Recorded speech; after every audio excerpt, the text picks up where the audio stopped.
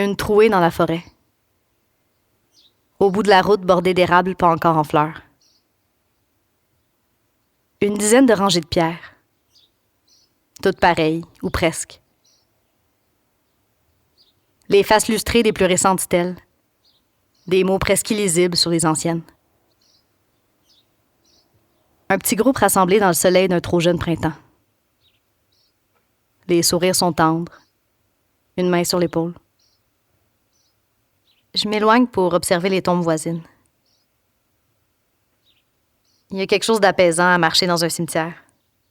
Le souvenir de centaines de vies autour de moi. Se sentir une petite partie d'une longue histoire. Penser à tout ce qui a été bâti avant, sur lequel on s'appuie. Là-bas, quelques pierres qui scintillent plus que les autres. Leur couleur détonne parmi les rangées de noir et de gris. Une pierre rose foncée qui tire vers le saumon. Du granit rose, très populaire à une certaine époque. Pour moi, cette pierre-là, c'est une histoire de famille. Celle de mon grand-père. Il est mort avant que je naisse. De sa vie, je connais les grandes lignes. Je sais qu'il parlait anglais, le seul du village. Qu'il aimait la bière et jouer du country sur sa guitare. Mais surtout, qu'il a tout quitté pour suivre la faille de granit. Parti des cantons de l'Est vers les Laurentides, pour devenir gérant de la mine de granit rose, près du village où vivait celle qui allait devenir ma grand-mère. Il s'est rebâti une vie dans un nouveau sol. La roche qu'il a choisie, c'est la roche d'où je viens. Celle qui a été, pendant plus de 30 ans, le cœur de sa vie.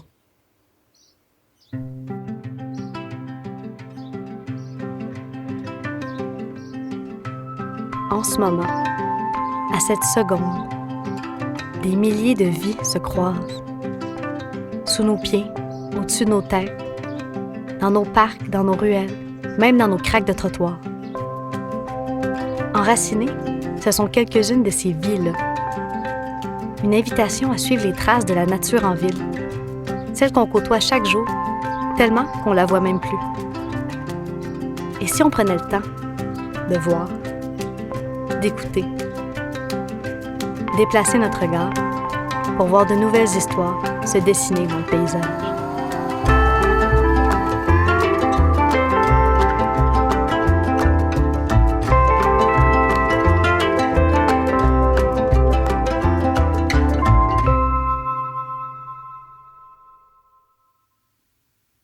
Le granit, c'est une roche ignée qui se forme par le refroidissement du magma, de la roche en fusion. Le magma vient parfois du cœur de la Terre, de ce qu'on appelle le manteau, ou d'un bout de croûte terrestre qui fond. Quand le magma refroidit, il se solidifie en pierre. La formation des roches ignées peut suivre 2 trajectoires différentes. Si le magma sort à l'air libre, comme dans le cas d'une éruption volcanique, le choc va le faire refroidir très vite. Ça donne une roche lisse et uniforme, comme le verre. La plus connue de ces roches volcaniques, c'est le basalte. L'autre famille de roches ignées, celle où on retrouve le granit, on les appelle les roches plutoniques. Dans leur cas, le magma est remonté du manteau, mais sans toucher à l'air. Il a plutôt refroidi sous la surface, à l'intérieur de la croûte terrestre. Très lentement, pendant des millions d'années. Ça donne le temps à de gros cristaux de se développer dans la roche. C'est ça, la multitude de points de couleur qu'on voit sur les pierres tombales en granit. Chaque couleur, c'est un minéral différent. Il existe des dizaines de types de minéraux. Du quartz au mica à l'olivine. Chaque type de pierre contient une combinaison d'un ou plusieurs de ces minéraux. Le granit, comme toutes les roches ignées plutoniques, se forme grâce à des arrangements chimiques hyper complexes, consolidés pendant des millions d'années. Ça donne une pierre extrêmement solide, lente à s'éroder et difficile à endommager. C'est pour ça qu'on s'en sert pour les pierres tombales et les grands monuments. Des types de pierres, il y en existe des centaines d'autres. Chaque paysage de notre planète repose sur une fondation rocheuse. Avant les plantes et les animaux, notre planète, c'était juste ça. Des roches et de l'eau. Encore aujourd'hui, le type de roche influence les plantes et les écosystèmes qui s'établissent dans une région. Le granit, c'est la pierre principale du bouclier canadien. Il est plutôt imperméable et il rend le sol acide. C'est entre autres pour ça que les sols du nord du Québec sont couverts de tourbières où l'eau s'accumule et de plantes qui aiment l'acidité, comme les sapins et les épinettes. Le granit rose de mon grand-père, lui, vient d'une zone précise du bouclier canadien, dans les Laurentides, juste avant que ça devienne l'Abitibi. Il s'est formé il y a 1 milliard d'années, parmi les plus vieilles roches de la planète. À l'époque, les Laurentides étaient plus hautes que l'Himalaya. Après 1 milliard d'années d'érosion, elles sont devenues de vieilles collines aux pentes douces. Mais si on creuse un peu, elles brillent encore d'histoires à raconter.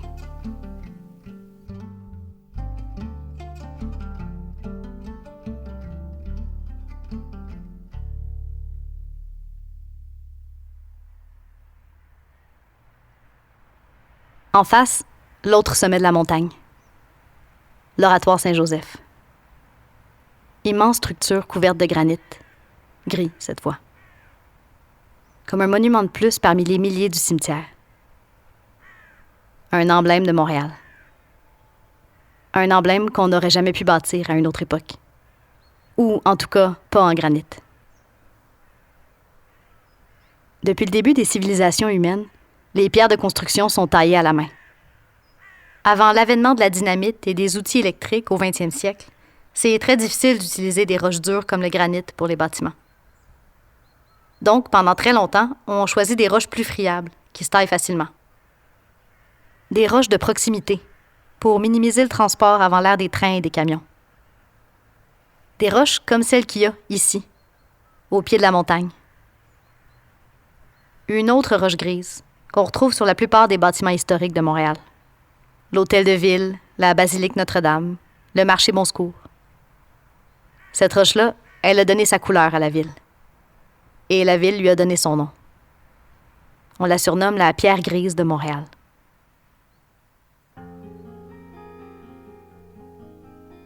Cette roche qui a défini Montréal, c'est le calcaire. Une roche sédimentaire, formée par l'accumulation de minuscules couches de particules qui se solidifient au fil du temps.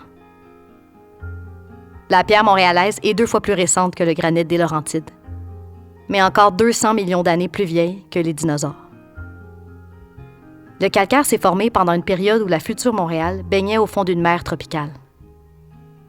À cette époque, le niveau de la mer est tellement haut que presque toute l'Amérique du Nord est sous l'eau. Le bout de croûte terrestre qui va devenir Montréal se trouve proche de l'équateur. À ce moment-là, la température dans l'eau ressemble à celle des tropiques. Et la vie invertébrée foisonne. On y trouve une foule d'animaux, notamment des brachiopodes, qui ressemblent à des palourdes, des gastéropodes, c'est-à-dire des limaces et des escargots, et des crinoïdes, qui ressemblent à des fleurs avec des gros pétales ébouriffés et dont la tige peut atteindre des mètres de haut, mais qui sont bel et bien des animaux. La plupart de ces organismes possèdent une coquille rigide, faite de carbonate de calcium, la même composante qu'on retrouve dans le corail et les coquilles d'œufs. Éventuellement, chacun de ces millions de vivants meurt et coule vers le fond. Son corps et ses organes se décomposent, mais sa coquille reste. Au fil du temps, des milliards d'autres cadavres se déposent par-dessus. Leur poids finit par réduire les coquilles en fine poudre. Cette poudre, mélangée au limon du fond de l'océan, un beau nom pour dire la boue, continue de s'accumuler pendant des millions d'années. Plus l'épaisseur augmente, plus la pression sur les couches d'en dessous se fait grande. Tellement que la poudre de coquille se fige en pierre et devient du calcaire. Mais certains organismes marins n'ont pas été complètement réduits en poudre par la pression. C'est comme ça qu'aujourd'hui, sur certains murs de la ville, on trouve encore les fossiles de certaines des plus anciennes formes de vie sur Terre. Le calcaire est un cimetière. La fin de milliards de vies et le début d'autre chose. Une étape dans l'histoire d'un monde toujours en mouvement. La 3e et dernière famille de roches découle précisément de ce mouvement. Les roches métamorphiques, comme dans Métamorphose, ce sont des roches sédimentaires ou ignées qui subissent une énorme pression ou une chaleur intense. Sous l'effet de la pression et de la chaleur, les éléments chimiques, les minéraux, se séparent et se réorganisent. La plupart du temps, la roche ne fond pas complètement, sinon elle redeviendrait du magma. Elle fond à moitié et se solidifie ensuite dans une nouvelle structure, comme un mélange à gâteau qu'on brasse quand il est à moitié cuit. Chaque roche ignée ou sédimentaire qui subit une telle transformation donne un type de roche métamorphique différent. L'argile se change en ardoise, le calcaire en marbre. Les rubans de couleur qu'on trouve si jolis dans le marbre, c'est les traces de cette métamorphose. D'un événement qui a assez marqué la roche pour la changer à jamais, sans la détruire.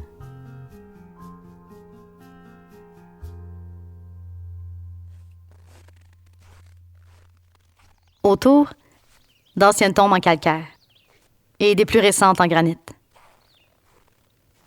Je marche entre la roche de chez moi et celle de mes racines. Mes pas se souviennent du chemin. Je me retrouve ici. Une pierre vieille de millions d'années. Dessus, des mots gravés il y a à peine 2 siècles. William Satchwell Lenné.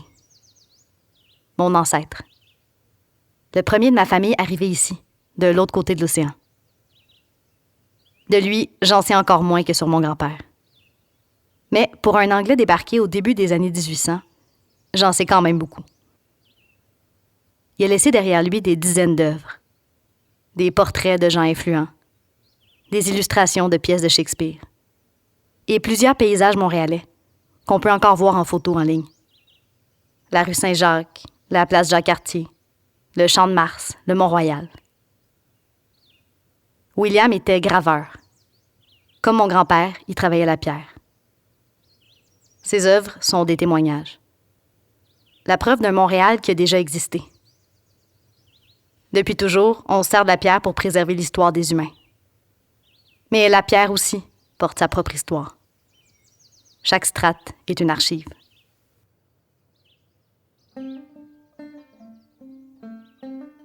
En 1830, Charles Lyell, scientifique britannique, publie Principes de géologie. Un livre qui aura une influence énorme sur notre manière de voir la pierre, mais aussi la vie qui se déploie dessus. Charles Lyell et ses collègues contribuent à asseoir plusieurs des principes de la géologie moderne, notamment l'idée que les pierres se forment dans l'ordre, par strates. Lorsqu'on trouve une formation rocheuse où les strates sont horizontales, c'est qu'elles n'ont probablement pas subi de choc ou de déplacement. Dans ces pierres, les couches les plus profondes témoignent de temps plus anciens et les couches du dessus d'époques plus récentes. En étudiant les strates de roche et leur rythme de formation, Lyell tente d'estimer l'âge de la planète. À l'époque, l'âge de la Terre est encore dicté par les théologiens d'après leur interprétation de la Bible. Selon eux, la Terre existe depuis 6000 ans. Charles Lyell, lui, affirme que la Terre est beaucoup, beaucoup plus ancienne. Elle aurait des centaines de millions d'années. Et aujourd'hui, on estime que la Terre est encore bien plus vieille que ça. Son âge est évalué à environ 4,55 milliards d'années. Les théories de Lyell ont beau choquer l'Église, beaucoup de scientifiques les adoptent. Notamment un autre chercheur de l'époque, un autre Charles Darwin. En découvrant que la Terre serait infiniment plus âgée qu'on pensait, Darwin n'a pas vu de scandale. Il a plutôt vu un monde de possibilités. Et la solution à une des énigmes posées par sa théorie de l'évolution. Pour partir d'un ancêtre commun, laisser la sélection naturelle opérer et arriver à toute la diversité actuelle du vivant, ça prend un temps énorme. Un temps profond. En 6000 ans, c'est impossible. Grâce à Charles Lyell, Darwin a obtenu le temps dont il avait besoin pour que sa théorie se tienne. Et c'est grâce à la géologie, en analysant les fossiles contenus dans diverses strates de roches, qu'on a pu observer les traces de l'évolution à l'œuvre. Des organismes unicellulaires vers les premières éponges de mer, les méduses, les poissons, jusqu'aux dinosaures et aux mammifères. Chaque fossile est un souvenir. Témoignage d'un épisode dans la vaste histoire du vivant. Et des liens qui nous unissent à la roche depuis que la vie est née. Tous les minéraux présents dans les corps des vivants, du fer au magnésium, viennent de la pierre. C'est la minéralisation du calcium, la création de roches à l'intérieur de notre corps, qui donne sa solidité à nos os et nos dents. Ce qui perdure après notre mort, c'est notre partie minérale. Le vivant emprunte à la roche les éléments essentiels à sa survie. Et les corps des vivants servent de fondation à la prochaine pierre. Les mêmes éléments qui circulent, encore et encore. Des lichens qui grugent la pierre, font voyager ces minéraux jusqu'aux animaux qui s'en nourrissent. Des fragments de pierre arrachés par les vagues qui se retrouvent dans l'eau, rendent nos océans salés. L'érosion réarrange la matière du passé et découpe de nouvelles formes. Les allers-retours des glaciers sur le granit du Nord ont créé les milliers de dépressions dans le sol qui sont devenues nos lacs et nos rivières. Au sud, leurs voyages ont balayé la roche sédimentaire de la plaine du Saint-Laurent pour révéler la roche plus dure cachée en dessous, le Mont-Royal et les autres collines montérégiennes. Le monde se construit aussi par soustraction. Tout ce qui disparaît pour laisser la suite émerger.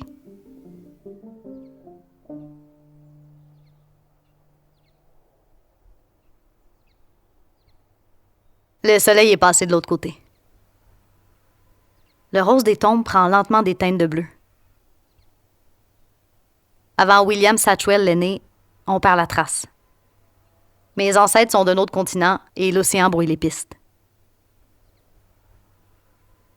Je sors de ma poche un coquillage qui traîne là depuis les vacances. Le place sur mon oreille pour entendre la mer. Je sais que ce que j'entends, c'est une illusion. La pulsation du sang qui bruisse dans mon oreille. L'écho de ma propre tête. Mon idée de William, c'est moi qui l'imagine. Me reconnaître dans un ancêtre passionné d'art, du travail de la matière. Sentir dans ses œuvres une curiosité pour le monde qui ressemble peut-être à la mienne. Je nous construis un lien à partir de quelques fragments. Je dépose le coquillage sur la tombe. Une trace de l'océan, pour celui qui a pris le large sans savoir que son chemin me permettrait un jour d'exister.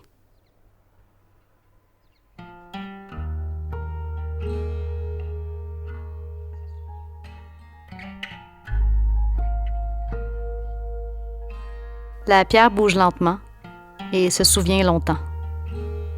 Les fossiles, protégés dans la roche, nous racontent la vie de chaque période. L'oxygène retrouvé dans certains micro-organismes aide même à reconstituer le climat d'il y a des millions d'années. Les paléontologues réimaginent le monde passé à partir de ces traces. Une reconstitution jamais parfaite, toujours en mouvement, elle aussi. Pas facile de recréer un animal complet juste à partir d'un squelette. Sans le gras, les muscles, la peau, sa forme réelle est toujours une hypothèse. C'est seulement récemment qu'on a admis que plusieurs dinosaures portaient probablement des plumes. Le Tyrannosaure Rex ressemblait peut-être plus à une poule géante qu'à un lézard de film d'horreur. La plupart des théories géologiques, elles aussi, reposent sur des traces en surface de phénomènes qui ont lieu beaucoup plus loin. Personne n'est jamais descendu plus de 12 km sous la surface de la Terre. Le début du manteau, là d'où émerge le magma, est au moins 8 fois plus profond. On n'y aura probablement jamais accès directement. Tout ce qu'on a, c'est les traces. Mais ces traces-là, on ne fait pas que les lire. On en laisse aussi. Récemment, un nouveau type de roche a fait son apparition.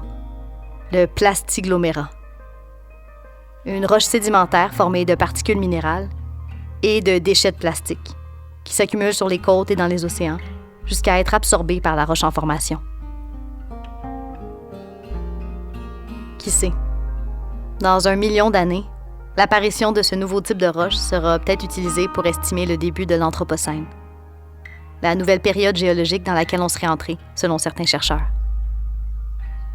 L'Anthropocène caractérise un monde où l'être humain, une espèce parmi les millions d'autres vivants, devient la force de changement environnemental la plus importante.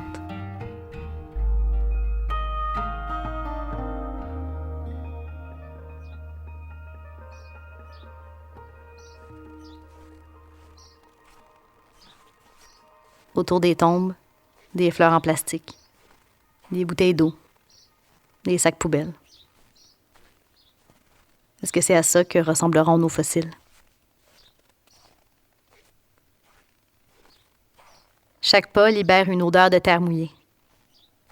Le printemps sous les pieds et dans l'air. Tout ce que l'hiver a emprisonné réapparaît. Les déchets, les souvenirs. Au dégel, tout ressurgit. Le froid tombe vite avec la noirceur. Je remets mon chandail de laine. Un héritage de ma grand-mère. La première mort que j'ai pu voir venir. Choisir de passer un maximum de temps avec elle avant la fin. Pour entendre ses histoires, sa mémoire. Et d'autres choses aussi qui fossilisent moins bien. Son rire, ses yeux pétillants, ses robes aux couleurs éclatantes, ses opinions tranchées sur tout et n'importe quoi. Son amour des terrasses, de la neige, du piano. Peut-être que notre mémoire se forme un peu comme la roche. Parfois, nos souvenirs sont sédimentaires. L'idée de ma grand-mère. 1000 instants anodins. Des bribes de souvenirs qui s'accumulent doucement. Qui deviennent un trésor sans qu'on s'en rende compte. D'autres fois, nos souvenirs sont des roches signées. L'idée de mon grand-père. Un granit, solide. Fixé depuis longtemps. Fondé sur quelques anecdotes, sur ce qu'on m'a conté de lui. Aggloméré à partir de quelques cristaux. Nos identités se construisent comme la roche. On grandit, on accumule, on apprend. Et en même temps, on est toujours en train de se désagréger. On s'use, on se polit. Nos angles s'adoucissent comme un caillou de rivière. Je suis faite de mes souvenirs en poussière de roche, mais aussi de la roche réelle de mon territoire. Elle façonne ma vie, construit mon imaginaire, dessine le paysage que j'appelle chez moi. J'existe parce que mon grand-père a suivi la faille de granit, parce que mon ancêtre a pris le bateau, mais aussi grâce au cycle des volcans, au magma qui remonte pour sculpter des continents, aux glaciers qui déplacent la surface du monde, à l'eau qui polie les cailloux, au vent qui lime les falaises, aux rivières qui gravent des canyons, aux pierres qui inventent des lacs et des montagnes. La roche non plus, elle sait pas où tout ça s'en va. En attendant, elle attend pas. Elle fait son chemin. Elle compose déjà les paysages de demain.